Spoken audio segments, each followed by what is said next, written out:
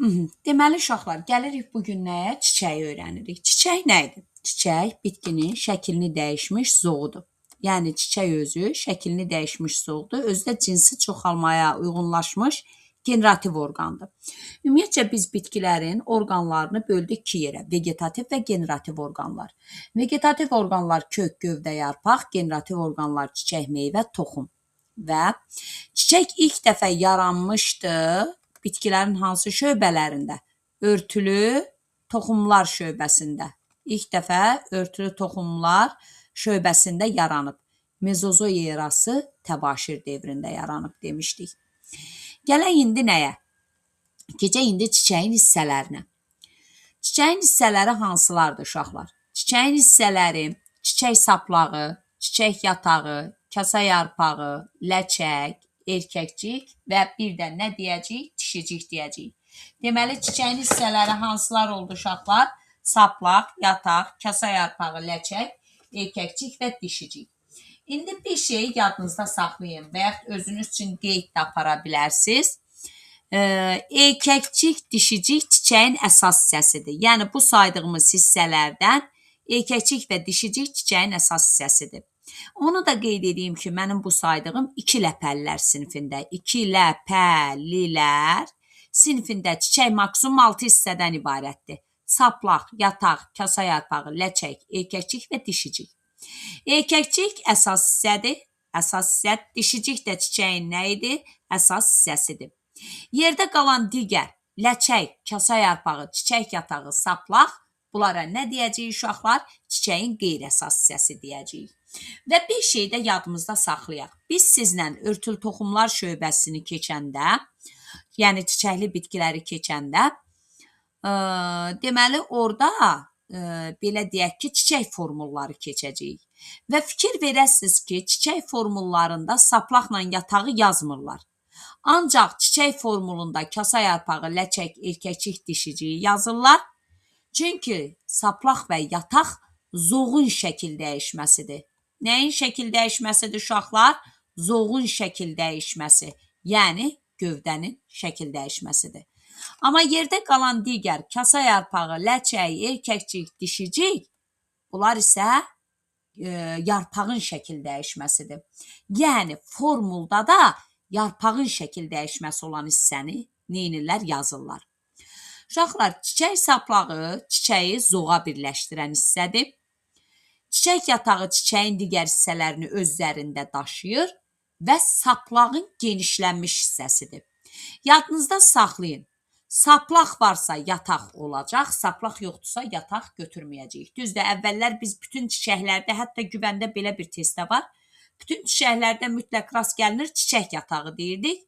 Amma deyib hazırda belə götürmür uşaqlar. Yataq saplağın genişlənmiş hissəsi olduğu üçün, əgər saplaq varsa yataq var deyəcəyik, saplaq yoxdursa yataq yoxdur deyirik. Bircə dəqiqə uşaqlar, üzürlü sayın. Aha, sonra gəldik nəyə? Gəldik indi və dedik ki, saplaqla yataq nəyin şəkil dəyişməsi oldu uşaqlar? Zoğun şəkil dəyişməsi oldu. Amma yerdə qalan digər hissələr isə nəyin şəkil dəyişməsi oldu? Yarpağın şəkil dəyişməsidir deyirik.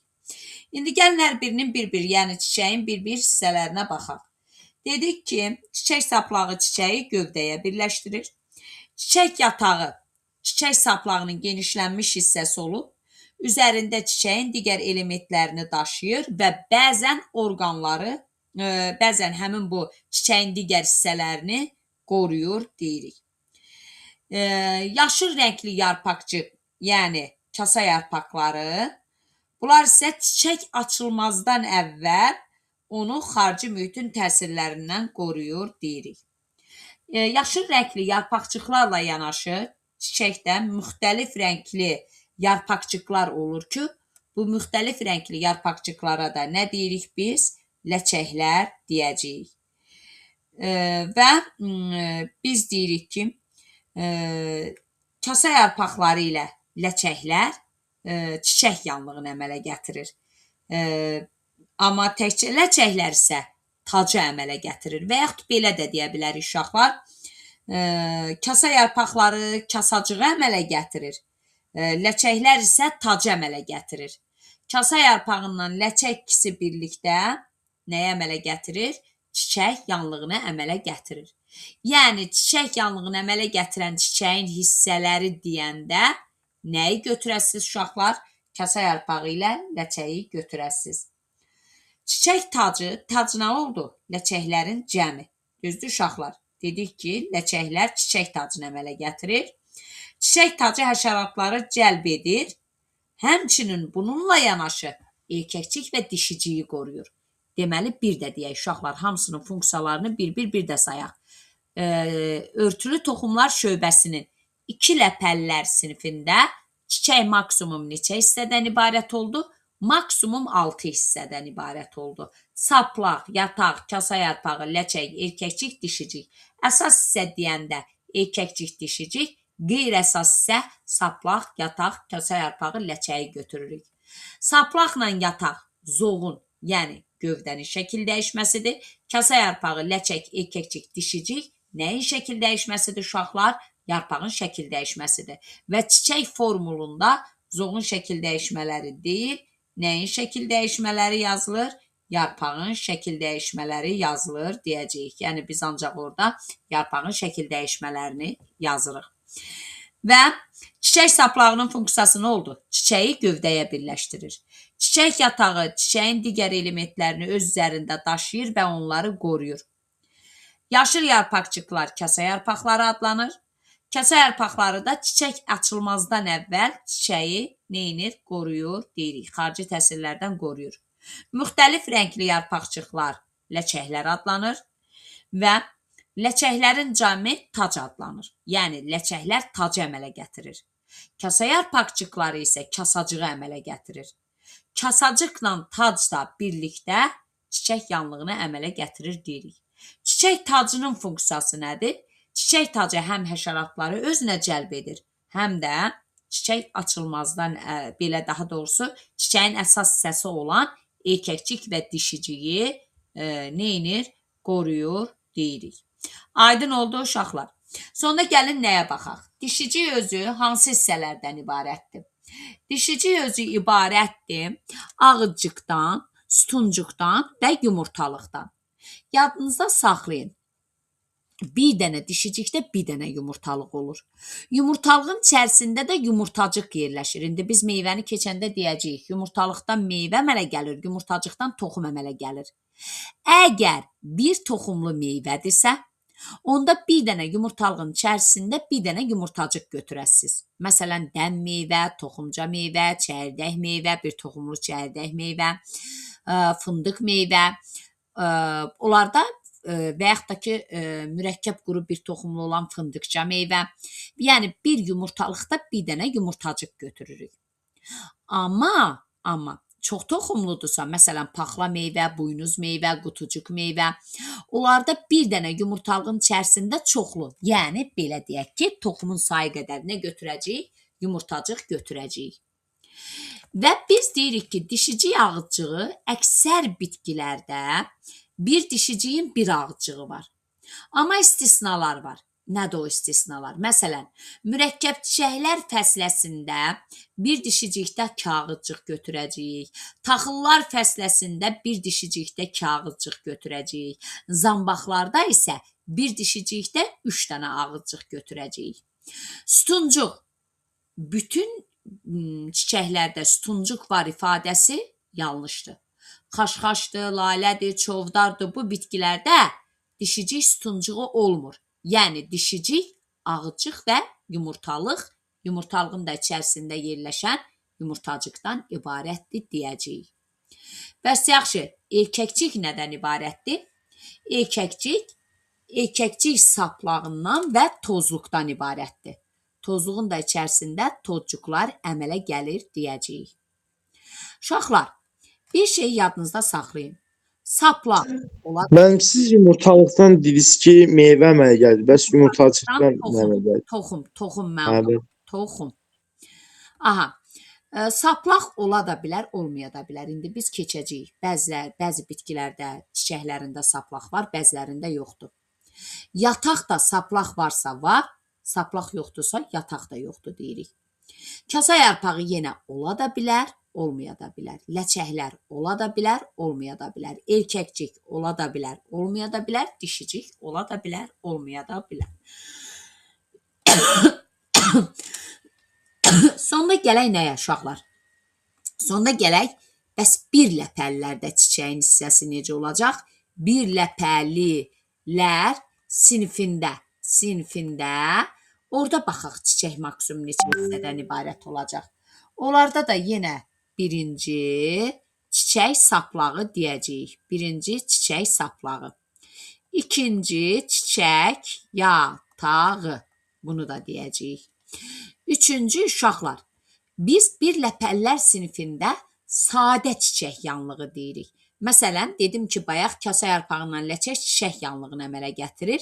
2 ləpəllərdə 2 qat çiçək yanlığıdır.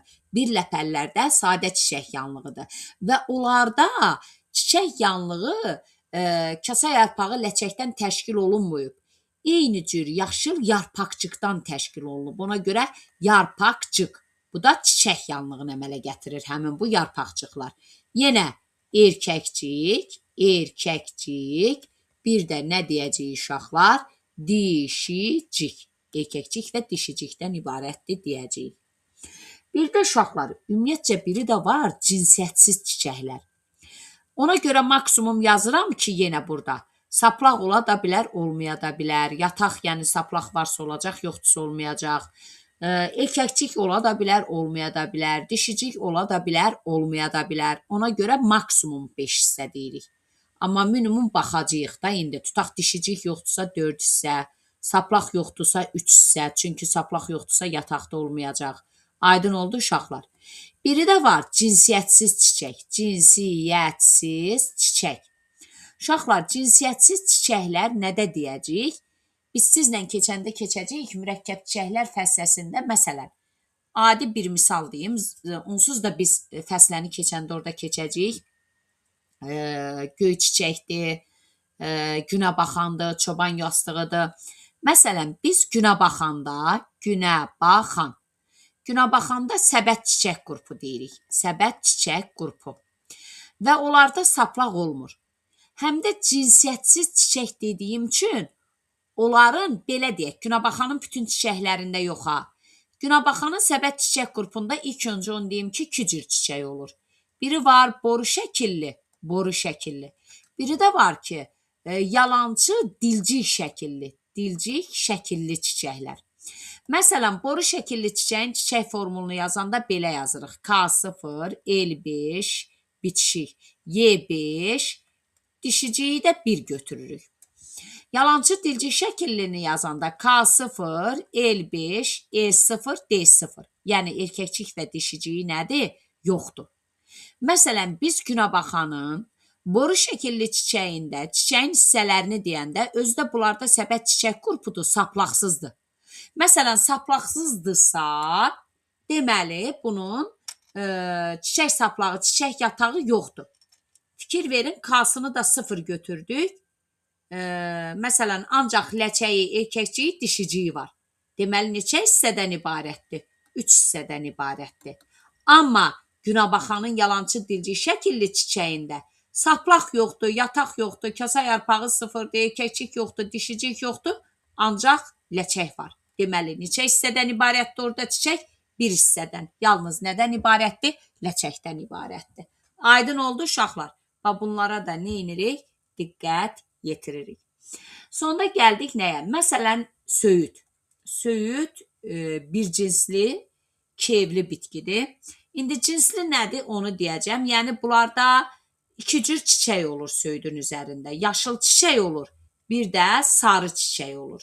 Söyüdün sarı çiçəyində erkəkcik olur, erkəkcik. Yaşıl çiçəyində isə dişicik olur. Onda biz bunun çiçəyinin özdə söyüd qeyri-tamdır. Qeyri-tam nə deməkdir uşaqlar? Yəni çiçək yanlığı yoxdur. Qoy bu tapşırıq kimi qalsın, yadıma salın. Mövzunu izah edeyim, sonda bura dönərik. İstəyirəm özünüz, yəni ki, özünüz hesablayıb tapasınız. Gələk bayaqki mövzumuzun davamına. Deməli, gəlirik indi Çiçəyin hissələrini dedik. Yəni çiçəyi təşkil edən saplaq, yataq, kasa yarpağı, ləçək, yekəkçik bunlar çiçəyin hissələridir. Bəs yaxşı, çiçəyin elementləri nədir uşaqlar? Element deyəndə çiçəyi təşkil edən hissələrin saylarının cəmi. Deməli, element deyəndə nəyi götürürük? Çiçəyi təşkil edən hissələrin saylarının cəmi. Məsələn, neçə dənə kasa yarpağı var, neçə dənə ləçəyi var, neçə dənə erkəkcik var, neçə dənə dişicik var. Məsələn, bax burada tutaq ki, bizə verilib ki, bir çiçəkdə tutaq ki, indi biz fəslələri keçəndə orada adətən daha geniş keçəcəyik. Tutaq xat çiçəklər fəsləsini yazıram. Kələmin çiçəyini yazıram. Kələm xat çiçəklər fəsləsinə aiddir. Çiçək formulu belədir. K4, L4, Y4 üstə gələk 2, dişicik 1. Və kələmdə sadə salxım çiçək qrupudur. Çiçək saplağı var. Onda mən desəm ki, kələmin çiçəyi neçə hissədən ibarətdir? Deyəsiz 6. Kasa yarpağı, ləçək, yekəkçik, dişiciyi var. Çiçək saplağı olduğu üçün çiçək yatağı da var. Amma mən çiçəyin elementləri desəm, hissələri yox ha, kələm çiçəyinin elementləri desəm, onda 4 dənə kasa yarpağı var, 4 dənə ləçəyi var. Yəni bu hissələrin saylarının cəmini neyniyəsiz? Toplayasınız. 6 dənə erkəkciyi var, 1 dənə dişiciyi var. Bu nə qədər elədi? 15. Üzərinə də gəlirəm 2. Bu gəldiyim 2 nədir? Saplaqla yataq. 17. Deməli, kələmin çiçəyinin elementləri 17-dir. Amma kələmin çiçəyi neçə hissədən ibarətdir? 6 hissədən ibarətdir. Aydın oldu uşaqlar. Bayaq da dedim ki, çiçək formulunda, çiçək düsturunda da kasa yarpağı, ləçək, yekəkçik, dişicik yazılır. Bunların miqdarı yazılır. Saplaqla yataq yazılmır. Niyə yazılmır? Çünki onlar nəyin şəkil dəyişməsidir? Zoğun şəkil dəyişməsidir. Biz də orada nəyin şəkil dəyişməsini götürürük? Gövdənin şəkil dəyişməsini götürürük. Belə üzrü sayın. Yarpağın şəkil dəyişməsini götürürük formulda. Gəldi indi nəyə? Uşaqlar, bayaq dedim ki, kasa yarpağı üstə gələk tac bərabərdir və yaxud kasa yarpağı üstə gələk ləçəklər tac ləçəklərin cəmidir. Nəyi təşkil edir? Çiçək yanlığını təşkil edir. Və biz çiçək yanlığının olub-olmamasına görə çiçəkləri 2 qrupa bölürük. Çiçək yanlığı olanlar və çiçək yanlığı olmayanlar. Çiçək yanlığı olmayanlara qeyri-tam deyəcəyik. Qeyri-tam çiçəklər o çiçəklərə deyirik ki, onlarda çiçək yanlığı yoxdur. Söyüddür, göyrüşdür, qozdur, qovaqdır, bunlarda çiçək yanlığı yoxdur. Çiçək yanlığı yoxdur o deməkdir ki, bunlarda çiçək yanlığını nə əmələ gətirirdi? Kasa yarpağı və ləçək. Deməli, bunlarda kasa yarpağı və ləçək nədir uşaqlar? Yoxdur. Tam çiçəklər, yəni çiçək yanlığı olanlardır. Tam çiçəklərin özünü də 2 yerə böləcəyik. 2 qat çiçək yanlıqlı tam çiçəklər, sadə çiçək yanlıqlı tam çiçəklər. Bax, bir də deyirəm uşaqlar.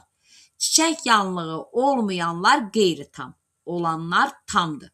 Tamın özü də 2 yerə bölünür. 2 qat sadə. Əgər çiçək yanlığı kasa yarpağı və ləçəkdən təşkil olunubsa, bu 2 qat çiçək yanlığıdır. Yox, əgər çiçək yanlığı yalnız yarpaqçıqlardan, bayaq bir ləpəlləri yazanda yazdım, yarpaqçıqlardan təşkil olunubsa eyni cür. Bu, sadə çiçək yanlığıdır. Məsələn, almadır, gilasdır, qızılgüldür, kələmdir. Bunlarda 2 qat çiçək yanlıqlı tam çiçəkdir. Amma taxıllardır, inci çiçəyidir, süsəndir, dağ laləsidir. Bunlarda sadə çiçək yanlıqlı tam çiçəklərdir. Aydın oldu uşaqlar. Bax, burada da var. Qeyri-tam çiçək yanlığı olmayanlar, söyüd, qovaq, qoz, göyrüş, fındıq, tam çiçək yanlığı olanlar. Bunu da böldük 2 yerə, sadə 2 qat.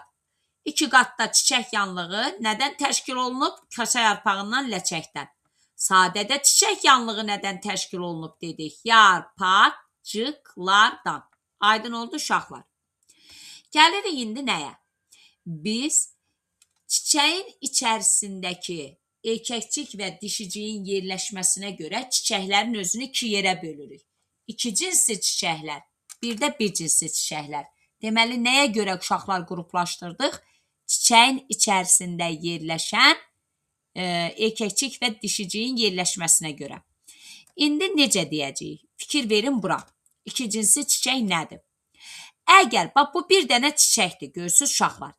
Əgər bir çiçəyin içərisində hər iki, belə deyək ki, çiçəyin əsas hissəsi, yəni həm erkəkcik, həm dişicik hər ikisi olarsa, yəni hər iki cins olarsa, buna iki cinsi çiçəklər deyirik. Bax bu bir dənə çiçəkdir, içərisində erkəkcik də var, dişicik də var. Buna iki cinsi deyirik. Alma, qızılgül, noxud iki cinsidir. Bir cinsi çiçəklər nədir? Fikir verin, bir cinsi çiçəyi o çiçəyə deyirik ki, bir çiçəyin içərisində ya erkəkcik var, ya da dişicik var. Yəni biri var, hər ikisi yox. Tutaq belə iki dənə çiçək var. Burada baxın, bu çiçəyin içərisində ancaq erkəkcikdir, digər çiçəyin içərisində ancaq nədir? Dişicikdir. Görürsünüz, biri var. Buna bir cinsi deyirik. Və yaxud da ki, burada baxın, çiçəyin içərisində ancaq erkəkcik, buradakı çiçəyin içərisində də ancaq dişicikdir. Deməli, çiçəkləri tərkibində olan erkəkcik və dişiciyin sayına görə iki yerə böldük, yerləşməsinə görə. Əgər bir çiçəyin içərisində həm erkəkcik, həm dişicik yerləşərsə ona iki cinsi, yox, əgər ya erkəkcik, ya dişicik biri yerləşərsə, nə deyəcəyik? Bir cinsi çiçəklər deyəcəyik. İndi gələk nəyə? Evli nədir uşaqlar? Biz bir evli, iki evli bitkilər deyirik. Cinsi çiçəyə görə deyirik. Cinsi çiçəyə görə deyirik. Evi bitkilərə görə deyirik. Bir evli nə deməkdir? İki evli nə deməkdir? Baxın bura. Bir evli o deməkdir ki, yəni erkəkcik və dişiciyi olan çiçəklər bir bitkinin üzərindədir. Bir evli deyirik. Yox, əgər erkəkciyi olan bitkilər, çiçəklər bir bitkinin üzərində, dişiciyi olan çiçəklər də başqa bir bitkinin üzərində olarsa, buna iki evli deyəcəyik. Uşaqlar, yadınızda saxlayın. Bütün iki cinsli çiçəklər bir evlidir. Niyə? Çünki iki cinsi nə demək idi? Bir çiçəyin içərisində erkəkcik də var idi, dişicik də vardı. Və biz də dedik ki, bu bir çiçək də bir bitkinin üzərində ola bilər. Bir çiçək iki bitkinin üzərində yerləşə bilməz axı. Deməli, erkəkcik, dişicik bir çiçəkdə idi, iki cinsli idi və iki cinsli bütün çiçəklər bir evlidir. Ona görə bir çiçək bir bitkinin üzərindədir. Həmin çiçəyin də içərisində erkəkcik də var, dişicik də var. Görürsünüz, erkəkcikli və dişicikli çiçək bir bitkinin üzərində yerləşdi. Buna bir evli deyirik. İki cinsli bir evli. Amma bir cinslilər bir evli də ola bilər, iki evli də ola bilər. Məsələn, burada baxın, bu bir dənə bitkidir. Bu bitkinin üzərindəki çiçəklər, görürsən, bunda erkəkcikdir, digər çiçəkdə dişicikdir. Erkəkcik, dişicik ayrı-ayrı çiçəkdədir. Ona görə bir cinsi çiçəkdədir. Amma həmin o ayrı-ayrı çiçəklər ayrı-ayrı bitkinin üzərində deyil, bir bitkinin üzərində yerləşir. Ona görə biz buna bir cinsli bir evli deyirik. Digər şəkilə baxın. Baxın, bir bitkinin üzərindəki bütün çiçəklərdə ancaq erkəkcik var. Digər bitkinin üzərindəki bütün çiçəklərdə ancaq dişicik var. Fikir verirsiniz, çiçəkdə yalnız bir cinsiyyət üzvü, erkəkcik və dişicik oldu. Ona görə bir cinsi dedik. Və erkəkciyi olan çiçəklər bir bitki üzərində oldu. Dişiciyi olan bitki də başqa bir bitki üzərində oldu. Yəni, erkəkcikli və dişicikli çiçəklər ayrı-ayrı bitki üzərində yerləşdi. Ona görə biz buna nə deyirik? Bir cinsli, iki evli bitkilər deyəcəyik. Aydın oldu uşaqlar. Mən həmişə bunu, yəni uşaqlara necə deyirəm, zarafat yana yadınızda saxlayın deyə. Bir cinsli, iki evli, nişanlılı qız, oğlan. Oğlan evi, qız evi. Qız ayrı bir evdə qalır, oğlan da ayrı bir evdə qalır. Deməli, bir evli isə ailə, ata da, ana da bir evdə qalır. Aydın oldu uşaqlar. Gəldik nəyə? Bir cinsli, iki evli bitkilərə nəyi misal deyə bilərik? Bax, burada da şəkildə görürsünüz uşaqlar. Erkəkciklər, buradakı bir bitkinin üzərindəki bütün çiçəklərdə ancaq erkəkcikdir. Digər bitkinin üzərindəki bütün çiçəklərdə isə ancaq dişicikdir. Söyüd, qovaq, gicitkan, çətənə, quzuqulağı, cilin bəzi növləri, bunlar nə sayılır? Bir cinsli, iki evli bitkilər sayılır. Yalançı çiçəkdə uşaqlar, bayaq demişdim də, ümumiyyətcə erkəkcik dişiciyi yox idi. Günəbaxan, astra, çoban yastığı, bunların yalançı dilcik şəkilli və yaxud da ki, göy çiçəyin yalançı qış şəkilli çiçəkləri. Bəs yaxşı, bir cinsli bir evliyə şabalıd, xiyar, qarğıdalı. Əsas sizə dəstlikdə xiyarla qarğıdalını verir. Bu ikisini neyinirsiniz? Yadda saxlayırsınız. Sonda gəldik nəyə uşaqlar? Gələk indi çiçəklərin bitki üzərində, gələk indi tapşırığımıza. Üzrü sayın, tapşırıq yadımızdan çıxdı. Bayaq mən sizə tapşırıq verdim. Dedim ki, tutaq ki sizə deyirəm ki, söyüd. Söyüd. Söyüd nə idi uşaqlar? İki evli bitki idi, düzdürmü? Bir söyüd bitkisinin üzərində ancaq yaşıl çiçəklər olur. Digər bitkinin isə üzərində ancaq sarı çiçəklər olur. Sarı çiçəklər olanda ancaq erkəkciyi olur. Yaşıl çiçək olanda da ancaq dişiciyi olur. İndi məsələn deyirəm ki, söyüdün yaşıl, özü də deyim ki, uşaqlar istər yaşıl çiçək olsun, istər sarı çiçək olsun, saplaqlı çiçəkdə. Hər ikisində çiçəyin saplağı var. Məsələn, indi tutaq deyirəm ki, yaşıl çiçəyin hissələrini yazın. Aysel, Cansu, deyin görüm, yaşıl çiçəyin hissələrini necə götürəsiniz burada? De görüm mən balam. Söyüdü birdən götürün. Söyüdü məni biz qeyri-tam çiçəklərə götürdük. Ay sağ ol. Qeyri-tam nə deməkdir? Ayda internetim getdi mənim. Söyüdü biz qeyri-tam çiçəklərə götürdük. Yəni onda ümumiyyətcə kasacıq olmur dedik. Kasa yarpağı və ləçək yoxdur. Ay sağ ol. Bəli, Sonra sarı çiçəklərdə, yəni erkəkcik, deməli söyüd hansı fəslə aid idi? Dəqiq mən yazmasam. aha. Necə mən balam? Axı biz dedik ki, yaşıl çiçəkdə nə var? Ancaq dişicik var. Bəli. Deməli burada nə olacaq Aysel? Saplaq, yataq, bir də nə götürəsən? Dişicik. Neçə hissədən ibarətdir? 3 hissədən. Ona görə bayaq deyirdik. 3 hissədən dişicik, 2 hissədən də 2. Maksimum 6 deyirik. Amma minimum 1 də ola bilər. Bayaq dedimi, Günəbaxanın yalançı dilcik şəkilli çiçəyində görsən 1 götürdük. 2 də ola bilər, 3 də ola bilər, 4 də ola bilər, 5 də ola bilər. Aydın oldu uşaqlar. Sarı çiçəyində isə götürəsiz saplaq, sonda nə götürəsiz? Yataq, sonda nə götürəsiz? Erkəkcik. Aydın oldu uşaqlar. İndi Bəli. gəldik nəyə? Gəlirik indi. Məsələn, sizə bir dənə belə bir tapşırıq da verim. Ondan da çiçəyin qruplarını izah edirəm. Keçirik sual-cavaba. Bax, məsələn, sizə belə bir tapşırıq deyirəm. İki cinsli, saplaqlı, qeyri-tam çiçəyin hissəsi. Qeyri-tam çiçəyin hissəsi. Xədicə, buyur mənim balam. İki cinsli, saplaqlı, qeyri-tam çiçəyin hissəsini de mənə. 2 cinsli isə mən birinin üzərində ikisi də olacaq. Qeyri-tamsa çiçək saplağı var. Həm dişiciyi, həm erkəkciyi olduğuna görə 3 Nə dənə yazacaq? dişiciyin hissəsi var, 2 Nə dənə də yazacaq? erkəkciyin. Nə yazacağım bura? Nə yazacağım? De yazım. Çiçək saplağı var, Aha, saplaq var. Sonra çiçək yatağı var. yataq da var. Sonra Bir də dişiciyi ilə erkəkciyin hissələri var. dişicik var, erkəkcik var. Bəli. Deməli, çiçək neçə hissədən ibarətdir bunlarda? 4 hissədən. Düzdürmü? Biz burada Bəli. nəyi götürmədik? Kasa yarpağından ləçəyi götürdük. Kəsənlər ləçəklər, çünki qeyri-tam dediniz. Tam desəz onları da götürərdik. Yaxşı. Cansu, bir cinsli, saplaqlı, qeyri-tam çiçək deyirəm, tutaq. Buyur Cansu. Neçə hissədən Deməli ibarət? mənim Hı-hı. saplağımız var, yataq var. Hı-hı.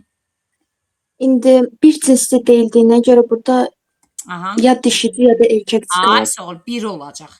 Ya Bəli. dişicik və Dişicik ya ya da erkəkcik. İkisini də götürə bilmədik. Neçə hissədən ibarət olacaq? 3 hissədir. Düzdür. Tamamilə doğrudur. 3 hissə deyəcəyik. Əla. Aydın oldu uşaqlar. Yəni bax bu cür bunlara nə edirsiniz? Diqqət yetirirsiniz. Və yaxud da ki tutaq deyirəm ki bir cinsli, saplaqlı, tam çiçək.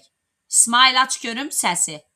Bir cinsli, saplaqlı tam çiçək. Buyur. Evki mən bir cins hə evki mənim orada şey olur. Ya bir dənə dişici olur. Dişici olanda Hayır. Dişicik. Tutaq dişiciyi götürdüm. Başqa. hə, bax. Saplaqlı. Orada mən Hı -hı. saplağı bir dənə saplaq olur. Saplanda sütuncu olur. Bir də dişici ağacı. Ay bala, sən dişiciyin İsmail yuxarıda uşaqlar dişiciyin hissələrini saydı, yox. Mən səndən konkret çiçəyin hissələrini soruşuram. Tutaq dişicik götürdün və ya erkəkcik də götürə bilərdin. Saplaq, amma birini saplaq. Saplaq varsa nə var? Yəni çiçək yatağı. Yataq. Ay sağ ol. Evet. Və 2 qat çiçək yanlıqlı tam çiçək verirəm özü də. 2 qat çiçək yanlıqlı tam çiçək. Onda kasa yarpağı da var, ləçəyi də var. Neçə hissədən ibarət olacaq? 5 hissədən ibarət olacaq. Aydın oldu da uşaqlar, bu tipli məsələləri necə işləyəsiniz? Bəli. Bəli, mən.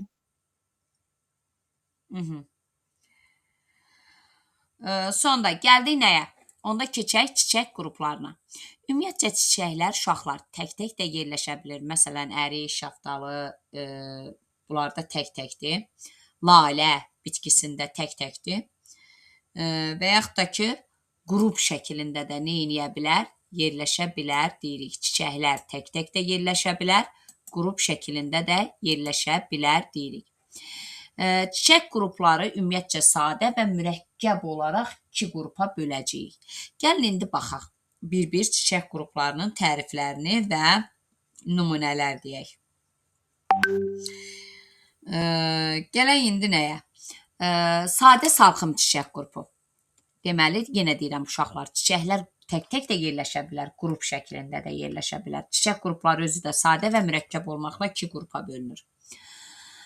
Sadə çiçək qruplarından sadə salxım. Tərifini necə deyəsiniz? Bir dənə uzun əsas ox. Bax, bu uzun əsas ox sözünə xüsusi diqqət yetiririk. Çünki, məsələn, biz sadə çətiri deyəndə qısalmış əsas ox deyəcəyik, amma burada uzun əsas ox olur. Və bu oxun üzərində saplaqlı çiçəklər olur. Saplaqlı çiçəklər. Məsələn, tutaq deyirəm ki, əsas ox və çiçək saplağının cəmi 8 olan sadə salxım çiçək qrupunda. Uşaqlar, yadınızda saxlayın. Əsas oxun sayı bir dənədir. Fikir verin. Əsas oxun sayı neçə dənə götürürük? Əsas ox bir dənə götürürük. Çiçək saplağı isə, çiçək saplağı, çiçəyin sayı qədər götürürük. İndi mən məsəl üçün sizə nə dedim? Məsəl üçün belə bir sual tərtib elədim ki, tutaq deyirəm ki, əsas ox və çiçək saplağının birlikdə sayı 8 olan sadə salxım çiçək qrupunda cəmi neçə çiçək var?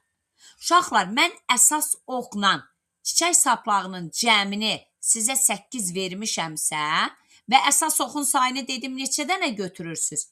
Bir dənə götürürsünüz. Deməli, burada bir dənə əsas ox olacaq, əsas ox olacaq.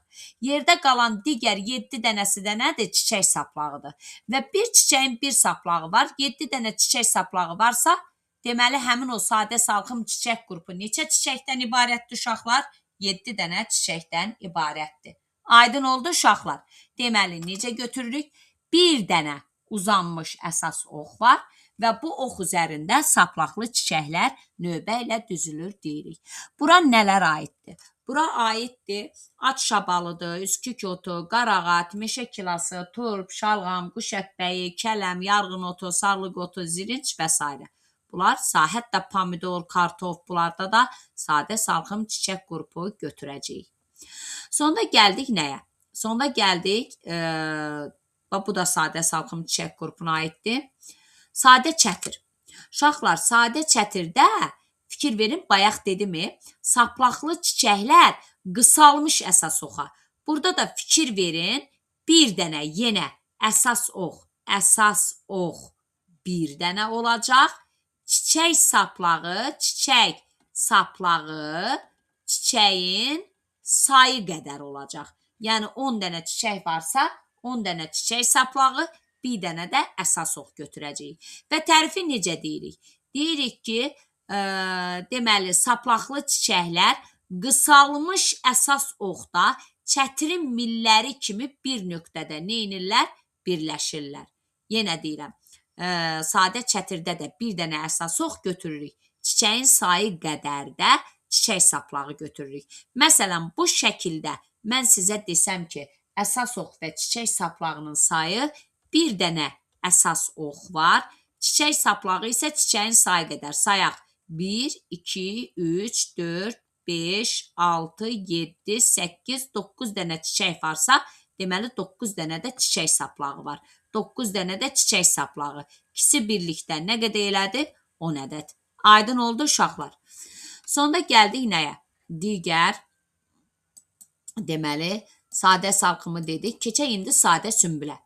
Uşaqlar, sadə sümbüldə də uzanmış əsas ox olur. Amma sadə salxımdan fərqli olaraq, sadə sümbüldə uzanmış əsas oxun üzərində saplaqsız çiçəklər növbə ilə düzülür. Fikir verin, burada çiçəklərin saplağı olmur. Saplaqsız çiçəklər növbə ilə əsas oxun üzərində düzülür. Deməli, sadə sümbüldə, məsələn, bağayarpağı səhləbdə bir dənə əsas ox götürəcəyik. Əsas ox bərabərdir 1-ə. Çiçək saplağını isə 0 götürəcəyik. Niyə? Çünki saplaqsız çiçəkdir. Və uşaqlar, bağayarpağı səhləb bitkisində çiçək saplağı yoxdursa, onlarda çiçək yatağı da götürməyəcəyik. Amma sadə salxımdır, sadə çətirdir, orada çiçək saplağı var idi. Deməli, həmin çiçək qrupuna aid olan bitkilərdə biz çiçəyin hissələrini sayanda çiçək saplağı ilə bərabər çiçək yatağını da nə edəcəyik? Götürəcəyik. Aydın oldu uşaqlar. Gəldik nəyə? Başçıq çiçək qrupu. Başçıq çiçək qrupunun tərifini deyəndə necə deyirik uşaqlar? Burada deyəcəyik ki, əsas ox dəyirmiləşib. Fikir verin, burada da bir dənə əsas ox götürürük. Amma əsas ox nə edib deyirik? Dəyirmləşmiş əsas, ətləşmiş, dəyirmləşmiş olur əsas ox və onun üzərində saplaqsız çiçəklər topa ilə düzülür. Deməli, burada da bir dənə əsas ox götürürük. Amma çiçək saplağını nə götürəsiz? 0 götürəsiz. Deməli, başçıq çiçək qrupuna aid olan bitkilərdə, məsələn, 3 yarpaq yoncadır, qırmızı baş yoncadır. Həmin bu bitkilərdə çiçək saplağı götürməyəsiz. Uşaqlar, çiçək saplağı Məsələn, çiçək saplağı yoxsa orada nətər qalır ki, yəni? Oturaq şəkildədir da, mənim balam. Bax, görsən, deyirik Hə, ki, genişlənmiş oturaq şəkildə bunların üzərində yerləşir. Aydın oldu mənim balam. Sonda Evet. oturaq çiçəklər deyirik də biz onlara, oturaq çiçəklər. Sonda gəldik nəyə? Sonda gəldik başçıq çiçək, hətta ki, uşaqlar gül kələmində də başçıq çiçək qrupu götürəcəyik. Gələk indi nəyə? Gələk indi səbət çiçək qrupu. Səbət çiçək qrupu, uşaqlar onu deyim ki, başçıqdır, səbətdir, sadə sümbüldür, sadə çətirdir. Bunlar hamısı hələ ki sadə çiçək qruplarına aid idi, sadaladıqlarımız.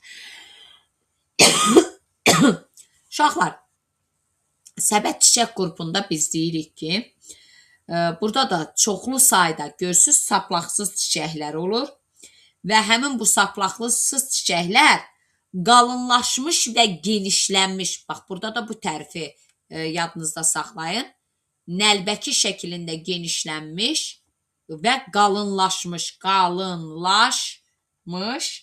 əsas oxun üzərində neynirlər? Düzülürlər. Həmçinin bunlarda xaricdən uşaqlar, bu Günəbaxanın görmüsünüz də çöldən yaşıl yarpaqçıqlar olur. Sarğı adlanan yaşıl yarpaqçıqlarla mühafizə olunur. Bayaq deyirdim uşaqlar, Günəbaxanın bax bu sarı çiçəkləri var. Dairələdiyim, belə dairələdiyim sarı çiçəkləri. Bax, yalancı dilci şəkilli çiçəkləri bunlardır. Onların erkəkcik və dişiciyi yoxdur. Amma bax, bu mavi ilə haşiyəyə aldığım çiçəklər. Bax, bunlar boru şəkilli çiçəkləridir. Bəli, bunlarda erkəkcik, dişicik var. Amma kənarda yerləşən sarı şəkilli çiçəkləri yalancı dilci şəkilli çiçəklərdir. Onlarda erkəkcik, dişicik yoxdur. Səbət çiçək qrupuna astra, zəncirotu, Günəbaxan, göy çiçək, eşək qanqalı, kəpənək çiçək. Ümumiyyətcə, bir sözlə yadınızda saxlayın ki, mürəkkəb çiçəklər fəsləsinin nümayəndələri götürəcəyik. Gələk nəyə? Gələk indi Qıça çiçək qrupu. Qıça çiçək qrupu biz bunu mürəkkəb deyirik. Görürsünüz, burada da yazılıb. Mürəkkəb qıça çiçək qrupu. Məsələn, Qarğıdalının dişi çiçəkləri mürəkkəb qıça çiçək qrupuna aiddir. Orada nə deyəcəyik uşaqlar? Tərifini deyəndə nə deyirik qıçanın? Qıça deyirik ki, bunlarda əsas ox yenə bir dənə əsas ox götürürük. Əsas ox bir dənədir. Çiçək saplağı 0 dənədir. Və deyəcəyik ki, qıça çiçək qrupu sümbüldən əsas oxun ətləşməsi ilə neyinir? Fərqlənir. Sümbül çiçək qrupundan əsas oxun ətləşməsi ilə fərqlənir. Buna da misalı Qarğıdalının dişi çiçək qrupunda yerləşən saplaqsız çiçəkləri misal göstərə bilərik. Qarğıdalının dişi çiçəkləri qıça çiçək qrupuna aiddir. Sonda gəldik nəyə? Qalxan çiçək qrupu uşaqlar. Qalxan çiçək qrupu da sadə çiçək qrupudur. Burada da yenə bir dənə əsas ox olur. Əsas ox. Burada da 1 götürürük.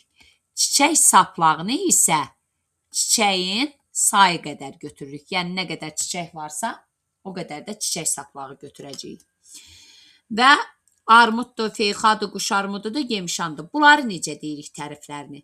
Qeyri-bərabər saplaqlı çiçəklər. Görürsünüz, bu çiçəyin saplağı uzundur, bu çiçəyin saplağı buna nisbətən qısadır, bu çiçəyin saplağı da buna nisbətən qısadır.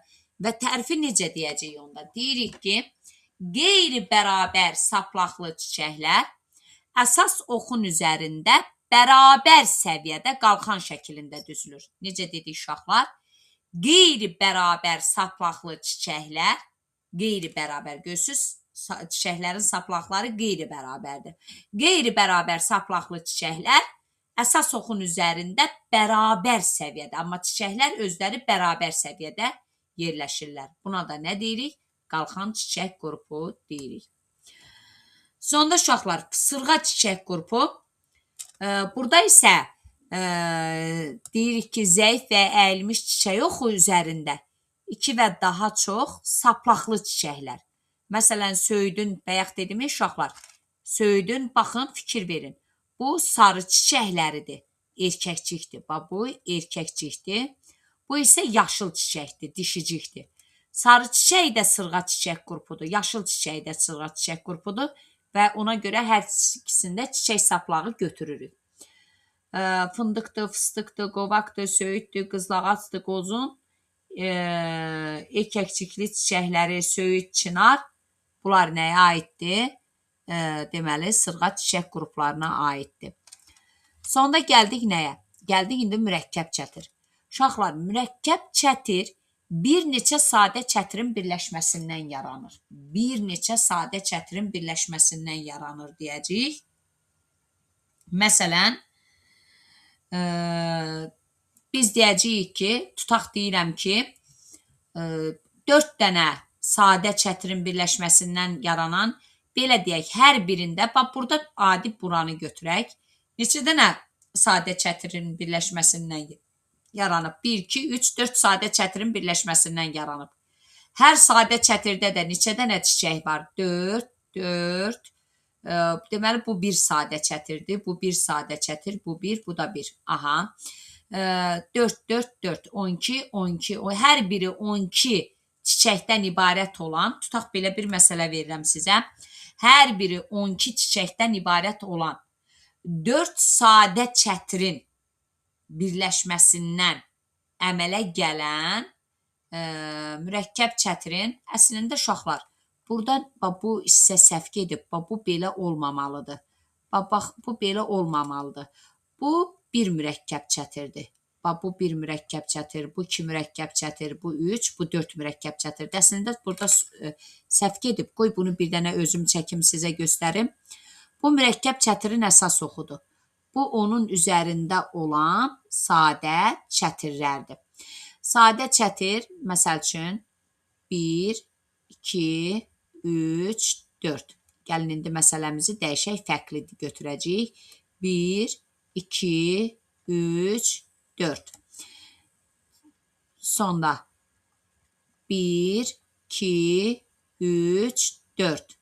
Burada da 1, 2, 3, 4. Deməli, baxın uşaqlar, bu bir sadə çətirdir, bu ikinci sadə çətir, bu üçüncü, bu da dördüncü sadə çətirdir. Deməli, həmin bu mürəkkəb çətir 4 dənə sadə çətirin birləşməsindən yaranır. Hər sadə çətir də 4 çiçəkdən ibarətdir. Məsələn, tutaq sizə bu tipli sual deyir ki, hər biri 4 çiçəkdən ibarət olan 4 sadə çətirin birləşməsindən yaranan mürəkkəb çətirdə əsas ox və çiçək saplağının sayı. Uşaqlar, əsas ox yenə bir dənə götürəsiniz. Bir əsas ox. Çiçəyin sayı da, çiçək saplağının sayı da çiçəyin sayı qədər. Hərəsində 4 çiçək varsa, 4-ündə 16 çiçək. Deməli, 16 dənə də çiçək saplağı götürəsiniz. İkisi birlikdə cəmi 17. İndi deyə bilərsiniz ki, müəllim, bəs bu əsas oxları. Biz buna bayaq sadə çətirdə əsas ox deyirdik. Əsas ox çiçəyi zoğa birləşdirən oxdur. Amma burada isə biz bu oxlara, sadə çətirin bu oxlarına əsas ox kimi yox, ikinci dərəcəli ox kimi baxacağıq. Bir dənə bu mürəkkəb çətirin oxuna, bəli, əsas ox kimi baxacağıq. Sonra gəldik nəyə, uşaqlar? Mürəkkəb salxım da bir neçə sadə salxımın birləşməsindən yaranır. Yenə burada da bir dənə əsas ox və çiçəyin sayı qədər də nə götürəcəyik? Çiçək saplağı götürəcəyik. Üzüm yasəmən mürəkkəb salxımdır. Mürəkkəb çətirə yerköküdür, şüyüddür, cəfəridir. Onlar da mürəkkəb çətir idi. Süpürgə çiçək qrupu da mürəkkəb çiçək qrupuna aiddir. Hətta deyirik mürəkkəb salxıma bənzəyir. Sadəcə çiçəklərinin sayı daha çox olur. Darı, çəltik, vələmir və qarğıdalının erkək çiçəkləri nədir?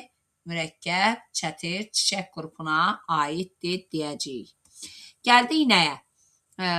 Daha doğrusu üzrlü sayın, süpürgə çiçək qrupuna aiddir deyəcəyik. Gəldik mürəkkəb sümbül. Mürəkkəb sümbül də bir neçə sadə sümbülün birləşməsindən yaranır. Burada bir dənə əsas ox götürürük, amma 0 dənə çiçək saplağı götürəcəyik. Çünki biz bayaq sadə sümbüldə nə götürmüşdük? Saplaqsız çiçəklər götürmüşdük. Ona görə də bunlarda çiçək saplağı neynir? Olmur deyirik. Aydın oldu uşaqlar. Bunları da bu cür yadda saxlayırsınız. Bura qədər izah elədim qalsın. Tozlanmanı da gələn dəfə izah edərəm. Kaydımızı dayandırın bir dənə uşaqlar.